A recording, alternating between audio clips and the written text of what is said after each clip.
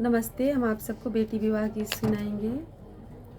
निर्मल पनिया क निर्मल आंजोरिया, अरे निर्मल पापा क दुआर रे ललनवा, अरे निर्मल पापा क दुआर रे ललनवा।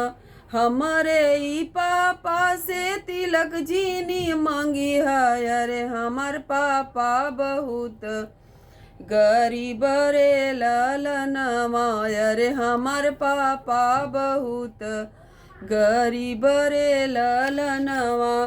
तोहरे नी पापा से तिलक हम मंगबई, अरे तोहर पापा बहुत अमीर रे ललनवा।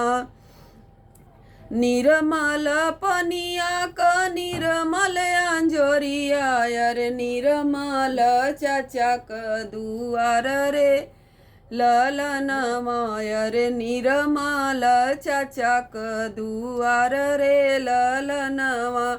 हमारे ई चाचा से सिकड़ी जीनी मांगी है, अरे हमार चाचा बहुत गरीब रे ललनवा। तोहरे ही चाचा से सिकड़ी हम ले बई, अरे तोहर चाचा बहुत अमीर रे ललनवा।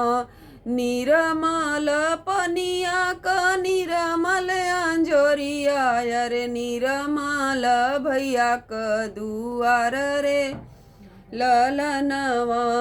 हमारे ई भैया से गाड़ी जीनी मांगी है, अरे हमार भैया बहुत गरीब रे ललनवा। तोहरे नी भैया से गाड़ी हम ले बई, अरे तोहर भैया बहुत अमीर रे ललनवा।